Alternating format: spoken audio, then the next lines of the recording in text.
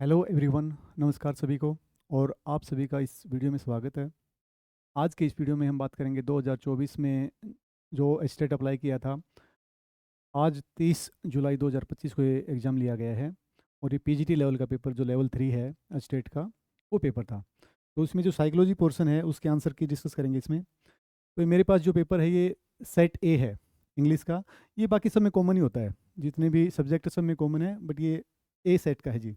तो question number 1 है, ये देखिए क्या कह रहा है। Which of the following statements regarding intelligence are not true. तो इसमें जो स्टेटमेंट दे रखी हैं वो दो स्टेटमेंट हैं जो सही नहीं है।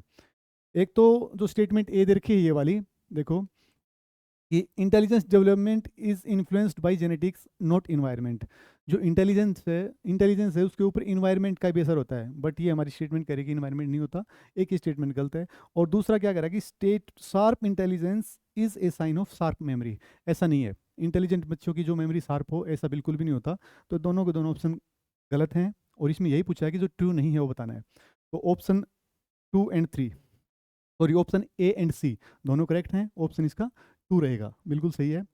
दूसरा है जी, which of the following is not influenced by heredity. Heredity या अनुवांशिकता जो होती है उसके ऊपर कौन सी चीज, उसका प्रभाव किसके ऊपर नहीं होता। तो यहाँ पर जो एप्टीट्यूड है, इमोशंस हैं, इंटरेस्ट हैं, इन तीनों के ऊपर उसका असर होता है। और जो ऑप्शन करेक्ट है दैट इज एटीट्यूड। एटीट्यूड है जी। एटीट्यूड के ऊपर हेरिडिटी का कोई असर नहीं होता, बाकी तीनों चीज़ों को इन्फ्लुएंस करती है हेरिडिटी। देखिए question number 3, which of the following gender biased actions are not to be involve in education practices. जो एजुकेशन है उसमें कौन सी ऐसी चीज़ें हैं जिनमें जो जेंडर बायसनेस है वो नहीं होती, नहीं होनी चाहिए। तो एक तो सीधी सीधी बात है भाई, इसमें देखो होमोजीनियस ग्रुपिंग। होमोजीनियस का मतलब है एक तरह के, मतलब एक टाइप के ही जितने बच्चे हैं उनको एक ग्रुपिंग कर दें। तो ये तो यहाँ पर बायसनेस साफ दिख रही है भाई। भाई सिर्फ मतलब ओनली बॉयज़ सारी इकट्ठी कर दी है, सिर्फ गर्ल्स कर दी, तो बायसनेस सही है, तो ये तो हो ही नहीं सकता।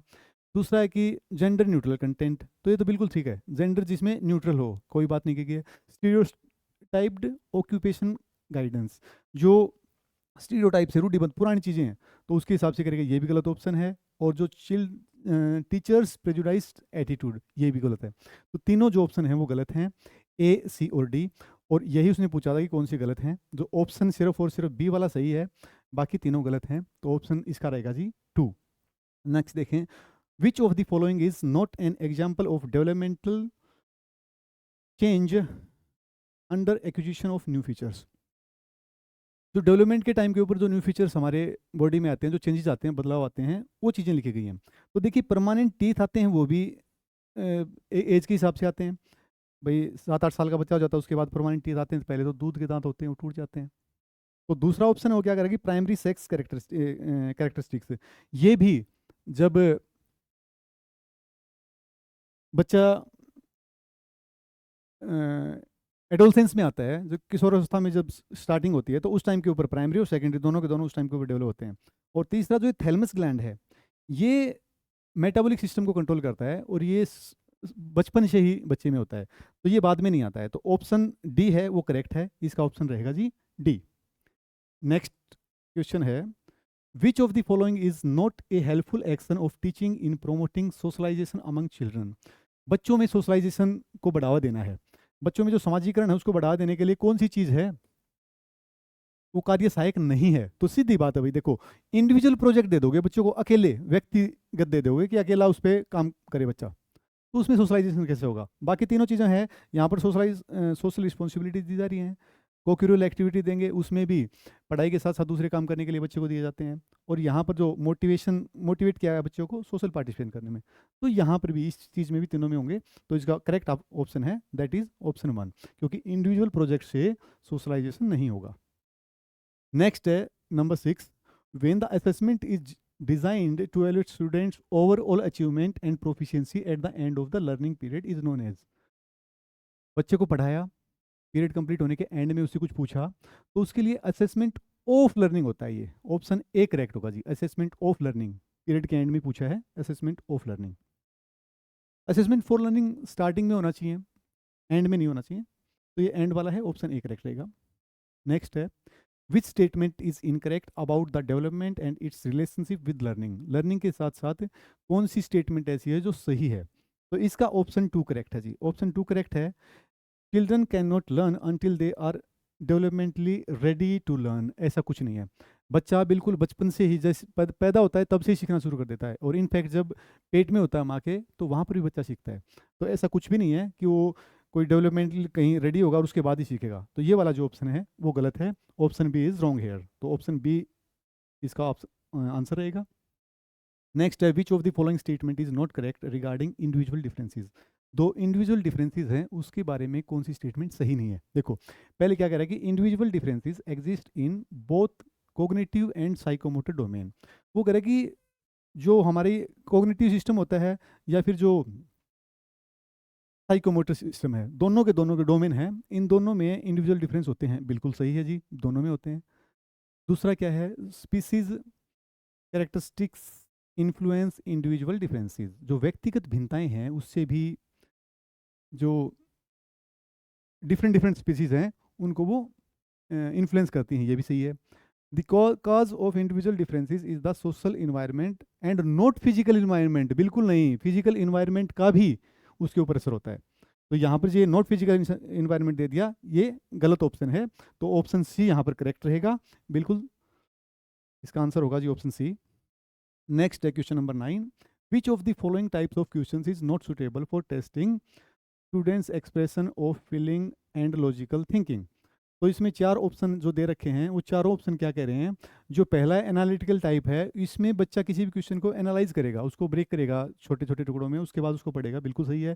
क्रिटिकल में भी बच्चा किसी क्वेश्चन को बारीकी से पढ़ेगा, उसमें भी उसकी जो फीलिंग्स है लॉजिकल थिंकिंग उसको लगानी पड़ेगी। डिस्कशन में भी चीज़ें करेगा। जो मल्टीपल ऑप्शन टाइप में जो आपके सामने जो क्वेश्चन है एमसीक्यूज, मल्टीपल ऑप्शन वाले जो क्वेश्चंस होते हैं उसमें ज़्यादा लॉजिकल थिंकिंग या फिर फीलिंग नहीं आती हैं, उसमें अपने आप को बच्चा एक्सप्रेस कर नहीं पाता, तो सीधा उसमें ऑप्शन होंगे। तो option D is correct here. Question number 10, which of the following is not A common characteristics of deprived children. Deprived children की कौन सी कैरेक्टरिस्टिक नहीं है। तो देखो वो बच्चे ना फिजिकली चैलेंज दिखते हैं, ये वाला ऑप्शन इसका करेक्ट है जी। वो सोशली डिसएडवांटेज होते हैं, बिल्कुल सही है। इकोनॉमिकली भी वो डिप्राइव्ड हो जाते हैं and they feel emotionally inferior. इसमें ऑप्शन सी में डाउट हो सकता है भाई, ये कंफर्म नहीं है, तो हो सकता है इसका ऑप्शन सी भी आ जाए, और मोस्ट प्रोबेबली ऑप्शन ए रहेगा, दोनों में से एक आएगा। Question number 11, which constitutional right of children with special needs does inclusive education protect. जो बच्चे हैं स्पेशल नीड वाले, उनको किस राइट के हिसाब से उनको प्रोटेक्शन मिली हुई है एजुकेशन के लिए। तो education to right to education है, वही सभी को बराबर एजुकेशन की जो राइट है वो देती है, और सबको इसमें बराबर मौका मिले, ये कॉन्स्टिट्यूशन में प्रोवाइड करवा रखा है। तो ऑप्शन रहेगा उसका A. Question number 12, which of the correct select the correct sequence of hierarchical intelligence theory of Vernon. जो वर्नन है उसकी थ्योरी के हिसाब से जो इंटेलिजेंस के सीक्वेंस बताना है। तो देखो जी इसमें जो चार फैक्टर्स ने दे रखे हैं, जनरल फैक्टर और स्पेसिफिक फैक्टर, ये तो मेन होते हैं इसके, जनरल फैक्टर और स्पेसिफिक फैक्टर, और दो मेजर और माइनर उसी के हैं। तो पहले जनरल फैक्टर आएगा, उसके बाद मेजर, फिर माइनर पे जाएगा और फिर स्पेसिफिक पे। तो उसकी सही सीरीज रहेगी ऑप्शन सी। ऑप्शन सी इसका करेक्ट आंसर है। नेक्स्ट क्वेश्चन है,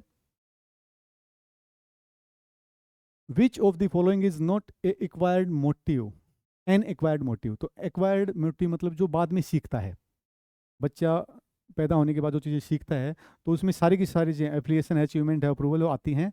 जो पेन अवॉइडेंस है, ये तो बच्चा जो पैदा होता है तभी से ये मोटिव नेचुरली उसके पास होता है, भाई कहीं पर भी बच्चे को दर्द होगा तो अपने आप को बचाने की कोशिश करेगा, तो इसमें सीखने की जरूरत नहीं है, तो बिल्कुल नेचुरल है। तो स्टार्टिंग से ऑप्शन सी इज करेक्ट, इसमें बिल्कुल सही है। नेक्स्ट है, फ्रॉइड की जो साइको सेक्सुअल थ्योरी है उसके डेवलपमेंट में उसके अलग अलग स्टेज हैं।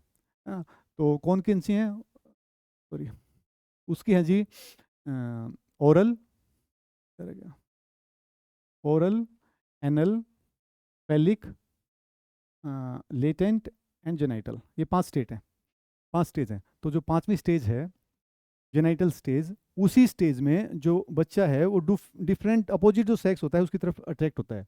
भाई लड़का है वो लड़की की तरफ अट्रैक्ट होगा, लड़की है वो लड़के की तरफ होगी। तो ये फाइनल स्टेज होती है अकॉर्डिंग टू फ्रॉइड। तो इसका जो आंसर है that is genital stage, option 3 is correct. Question number 15 है, which strategies of learning is not appropriate for the learner of senior classes. Senior classes में पढ़ाना है बच्चे को, तो उसमें कौन सी जो स्ट्रेटजी है, प्लानिंग हो, सही नहीं है। तो देखो जो मेमोरी लेवल है ना, ये बच्चों छोटे बच्चों के लिए होता है। छोटे बच्चों के लिए मेमोरी के ऊपर प्रेशराइज किया जाता है, बच्चों को करना भी चाहिए। बट जो सीनियर लेवल पे बच्चे चले जाते हैं, तो उस टाइम की चीज़ें हैं वो डिस्कशन बेस्ड हों, तो उससे बच्चा लर्न करता है। ये वाला जो ऑप्शन है मेमोरी लेवल वाला, ये गलत है। नेक्स्ट है, which of the following is not a child centred method of learning. एक चाइल्ड सेंटर्ड मेथड है लर्निंग का, वो कौन सा इसमें नहीं है। तो डेमोन्स्ट्रेशन करना, फील्ड ट्रिप है, प्रोग्राम्ड इंस्ट्रक्शन एंड प्रोजेक्ट। इसमें डाउट है जी, ऑप्शन ए और ऑप्शन 3 इन दोनों में से, 1 और 3 इन तीनों में से ऑप्शन होगा। श्योर नहीं हूँ इसमें, तो हो सकता है इसका ऑप्शन ए या 3 में से कोई हो, बट ज़्यादा चांसेस डेमोन्स्ट्रेशन वाले के ही हैं। 2 और 4 बिल्कुल भी नहीं है। फील्ड ट्रिप है, इसमें बच्चा अपने आप को इंगेज करता है, और जो प्रोजेक्ट है उसमें भी इंगेज करता है। तो ये तो बिल्कुल चाइल्ड सेंटर्ड है। इन दोनों में डाउट है, तो इन दोनों में से देख लेंगे भाई कौन सा होगा। आगे ये तो फेवरेट क्वेश्चन है स्टेट का, बहुत बार पूछा जाता है, बार बार पूछता है, डिसलेक्सिया क्या है, डिस्ग्राफिया क्या है, डिस्प्रेक्सिया क्या है और डिसकैलकुलिया क्या है, तो सबको पता है। तो यहाँ पर क्या पूछा गया, इसमें राइटिंग एबिलिटी में प्रॉब्लम होती है वो, तो राइटिंग एबिलिटी में डिस्ग्राफिया होता है, पढ़ने में तो डिसलेक्सिया होता है, कैलकुलेशन में डिसकैलकुलिया होता है, और हाथ पैर के मूवमेंट में दिक्कत हो तो डिस्प्रेक्सिया होता है। ये चारों होती हैं। तो इसका ऑप्शन है ऑप्शन बी इज करेक्ट। जो डिस्ग्राफिया है वो लिखने में गड़बड़ होती है, स्पेलिंग में, वो आंसर होता है जी। नेक्स्ट है question number 18, which of the following ways of instruction is suitable for hearing impaired children.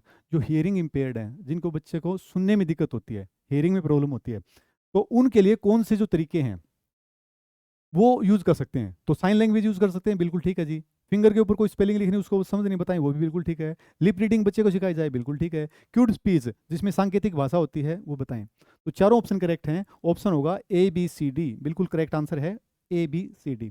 Next है, which one of the following is not A component of progressive education. Progressive education का कौन सा component नहीं है, कौन सा part नहीं है। जो प्रगतिशील शिक्षा होगी उसका कौन सा पास नहीं होगा। देखो डिस्कशन उसमें होना जरूरी होता है, एक्सपेरिमेंट्स होने चाहिए, और इंटरेक्शन होना चाहिए। फिर वही बात है, थोड़ी देर पहले जो क्वेश्चन आया था उसी टाइप का क्वेश्चन है, मेमोराइजेशन। मेमोराइजेशन इसका पार्ट नहीं होगा। नेक्स्ट देखिए जी, question number 20, which of the following is not a feature of continuous and comprehensive evaluation. Continuous and comprehensive evaluation जो CCAE है, उसके हिसाब से जो बच्चों की जो इवेल्युएशन है वो कॉन्टिन्यूसली होती है, लगातार होती है, और बहुत कॉम्प्रीहेंसिव लेवल के ऊपर, बड़े लेवल के ऊपर होती है। तो इसमें असेसमेंट होती है, वो रेगुलरली होती है, बिल्कुल है। फ्रीक्वेंटली यूनिट टेस्ट होंगे, और जो लर्निंग जो गैप्स हैं उनका भी डायग्नोसिस किया जाएगा। जो मेन है वो कह रहा है कि ओनली स्कोलिस्टिक अचीवमेंट्स, ना ना ना, जो कोक्यूरल एक्टिविटीज है, कोक्यूरल एक्टिविटी होती हैं स्कॉलर्स के अलावा, जो स्कोलिस्टिक एक्टिविटीज हैं उनके अलावा, वो भी इसमें पूछी जाती हैं। तो ऑप्शन जो 4 है दैट इज करेक्ट आंसर, इसका करेक्ट होना चाहिए 4। नेक्स्ट है, which of the following is not an environmental factor affecting teaching learning. Teaching learning के लिए कौन सा फैक्टर ऐसा है जो इन्वायरमेंटल फैक्टर नहीं है। इन्वायरमेंटल फैक्टर नहीं है, देखो लर्निंग मटेरियल इन्वायरमेंट में ही मिलेगा, फिजिकल कंडीशन है वो भी होता है, रिक्रिएशनल फैसिलिटीज हैं जो मनोरंजन के लिए होती हैं वो चीज़ें वो होती हैं। जो मैच्योरेशन है, अपने अंदर से मैच्योर होता है बच्चा, मैच्योरिटी अंदर से आती है, तो वो वाली चीज़ है। ये बिल्कुल भी एक्सटर्नल फैक्टर नहीं है, इन्वायरमेंटल फैक्टर नहीं है। तो इसके लिए जो आंसर होगा दैट इज ऑप्शन 4। चलो जी, question number 22, which of the following is not a characteristic of inclusive education. Inclusive education की क्या कैरेक्टरिस्टिक नहीं है। तो यहाँ पर देखते ही वो पता चल जाएगा आपको कि ये कह रहा है कि it is limited to education of disabled children. वो कह रहा है कि सिर्फ और सिर्फ डिसेबल्ड चिल्ड्रन के लिए है, बिल्कुल नहीं। इसमें जो इंक्लूसिव एजुकेशन है उसमें डिसेबल्ड जो बच्चे हैं उनको नॉर्मल बच्चों के साथ ही पढ़ाया जाता है, सबको इकट्ठा एक जगह पर पढ़ाया जाएगा, उनको अलग अलग नहीं रखा जाएगा। तो इसमें बिल्कुल भी ऐसा नहीं है कि डिसेबल्ड चिल्ड्रन के लिए है, ये सबके लिए है, सभी के सभी उसमें, मतलब जो डिसेबल्ड है वो भी और जो नॉर्मल है वो सभी एक क्लास में पढ़ेंगे। तो इसका ऑप्शन रहेगा जी ऑप्शन डी। नेक्स्ट है question number 23, match the following stages of Kohlberg's moral development theory with their characteristics. जो कोहलबर्ग है उसके थ्योरी के हिसाब से उसकी स्टेजेस को बताना है। तो जो स्टेज हैं वो देखो, जो ए वाली है, जो रिवॉर्ड ऑब्टेन करने के लिए बच्चा करता है, तो कब करता है? तो देखो, social page based self interest, अपने बच्चे का खुद का इंटरेस्ट होता है, तभी तो वो रिवॉर्ड के लिए काम करता है। मेंटेनिंग सोशल ऑर्डर है, मेन सोशल ऑर्डर जो मेंटेन करेगा, तो किस लिए करेगा? वो जो जस्टिस है, लॉ है, जो रूल रेगुलेशन है, उनको बचाने के लिए करेगा।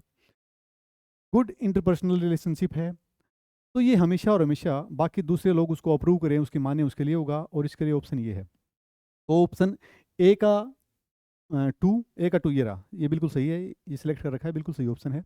ऑप्शन ए इज करेक्ट, इसका आंसर होगा जी ऑप्शन ए। नेक्स्ट है question number 24। Which test can be administered by teacher to identify creative children? Creative बच्चों को पहचानने के लिए कौन सा टेस्ट एक टीचर है वो परफॉर्म कर सकता है, करना चाहिए? Figure construction test, product improvement test, usual uses test, और पिक्चर कॉम्प्लीशन टेस्ट। ये चारों के चारों टेस्ट ऐसे होते हैं जो एक टीचर अपने बच्चों की क्रिएटिविटी चेक करने के लिए दे सकता है। तो option A B C D चारों के चारों करेक्ट होंगे, और इसका जो नंबर 4 के ऊपर है वो आंसर होगा जी। Next 25। According to Piaget's cognitive development theory, when the learner maintaining a proper balance between himself herself and his environment, वो कह रहा है कि बच्चा अपने और अपने इन्वायरमेंट के बीच में, दोनों में जब अपना जो बैलेंस है वो बराबर बना के रखता है, तो उस मैकेनिज्म को क्या कहते हैं? तो that mechanism is called equilibrium, संतुलीकरण। वो संतुलन बना के रखता है दोनों चीज़ों में, मतलब अपनी जो पर्सनल बच्चे का जो बिहेवियर है वो भी, और इन्वायरमेंट की जो रिक्वायरमेंट है वो भी, उन दोनों को बैलेंस बना के रखता है, तो दैट इज इक्विलिब्रियम। 26 क्वेश्चन क्या है? Which option is correct regarding emotions in early adolescence? जो अर्ली एडोलसेंस है, जो स्टार्टिंग होती है किशोरावस्था की, उस टाइम के ऊपर कौन सा इमोशन ऐसा है, सॉरी, जो इमोशन है उनके बारे में कौन सी चीज़ ठीक है? तो देखो, उस टाइम पर जो इमोशन होते हैं वो इंटेंस होते हैं, बहुत एग्रेसिव मतलब तेज होते हैं, और रैशनल होते हैं मतलब जायज होते हैं। दूसरा, अनकंट्रोल्ड होते हैं, उनको कंट्रोल नहीं किया जा सकता, और रैशनल होते हैं। तीसरा क्या कि अनकंट्रोल्ड भी हैं, इरेशनल भी हैं, और कंट्रोल्ड एंड इंटेंस भी हैं। तो जो उस टाइम पर जो इमोशंस बच्चे के होते हैं अडोलसेंस में, वो अनकंट्रोल्ड होते हैं, कंट्रोल नहीं होते हो बिल्कुल भी, और इरेशनल होते हैं, इलॉजिकल होते हैं। बच्चा मतलब इलॉजिकल बातों के ऊपर सोचता रहता है, और उसके ऊपर ज़्यादा फोकस रहता है उसका। तो ऑप्शन सी इज करेक्ट। उसके बाद है 27। Arrange the steps of Bandura's social learning theory in sequence. जो सोशल लर्निंग सीक्वेंस है उसकी, तो उसके बारे में कुछ स्टेप दे रखे हैं, और उनको अरेंज करना है। तो इसका ऑप्शन ए करेक्ट है जी, ऑप्शन ए करेक्ट है। इसमें क्या है, देखो, सबसे पहले क्या है, परसेप्शन ऑफ बिहेवियर। बिहेवियर को जो प्रत्यक्षीकरण है व्यवहार का, वो सबसे पहले होगा। उसके बाद सी है दूसरे नंबर पे के ऊपर, उस बिहेवियर को बच्चा मतलब सीख लेगा, सीख लेने के बाद उसको मेमोरी को एक्शन में लेके आएगा, और फिर सॉरी, उसके बाद नंबर 4 के ऊपर, हाँ, रीइंफोर्समेंट ऑफ बिहेवियर होगा। तो ऑप्शन 1 इसका करेक्ट है।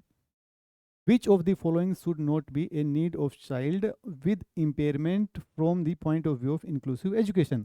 Inclusive education है, उसके उसमें जो बच्चे हैं जिनमें इम्पेयरमेंट्स हैं, जो कमियां हैं, जो मतलब फिजिकली दिक्कत है, निशक्त बच्चे हैं, उनके लिए क्या रिक्वायरमेंट होनी चाहिए, क्या चीज़ें हैं? तो क्या है? Need for कॉपिंग his on impairment, खुद की इम्पेयरमेंट को कॉपी करने की। नीड फॉर प्रॉपर गाइडेंस, उसको प्रॉपर गाइडेंस मिलने की होनी चाहिए। या need for being dependent on others, या फिर नीड फॉर असिस्टिव इक्विपमेंट। तो दूसरे के ऊपर बच्चा डिपेंड नहीं करे, खुद अपने ऊपर डिपेंडेंट हो जाए, तो मेन उसका जो पर्पज होता है वो यही होता है। तो बच्चा किसी के ऊपर डिपेंड ना करे, वो इसका आंसर होगा, ऑप्शन सी करेक्ट आंसर है। नेक्स्ट है 29। और ये क्वेश्चन क्या है? In a learning situation presenting relevant facts separately from non relevant facts is indicative of which principle of learning? जो रेलिवेंट फैक्ट्स हैं वो, और इरेलीवेंट फैक्ट्स हैं वो, उन दोनों को अलग अलग करके टीचर किसी भी चीज़ के बारे में बता रहा है, तो रेलिवेंट चीज़ें उसके बारे में होंगी, और इरेलीवेंट होगी, दोनों को अलग अलग करके बच्चों को ध्यान से समझाएगा, बताएगा। तो क्या है कि उसी को बोलते हैं जी principle of prepotency of element. जो तत्व प्रबलता का नियम है वो इसमें होता है। और जो लास्ट क्वेश्चन है जो मैकडूगल ने दे रखे हैं इमोशंस के इंस्टिंक्ट के बारे में। तो डिस्गस्ट दे रखा है अभी, एक डिस्गस्ट वो इमोशन है, इसका मेन इंस्टिंक्ट किस बेस के ऊपर होता है, तो रिपल्सन होता है, विनिवर्ती होता है। डिस्गस्ट इस पे होगा तो बच्चा उससे रिपल्सन से ये ऐड होता है भी, इसके ज़्यादा डिटेल में तो नहीं पता, बट इसका आंसर ऑप्शन ए करेक्ट है। तो ये हमारी साइकोलॉजी के क्वेश्चन हैं वो सही हैं। 2 क्वेश्चन में हल्का हल्का डाउट है, उनमें आंसर की जो ऑफिशियल आएगी उससे मैच कर सकते हैं, बाकी 100% करेक्ट हैं। तो आपने इस वीडियो को देखा, थैंक यू वेरी मच।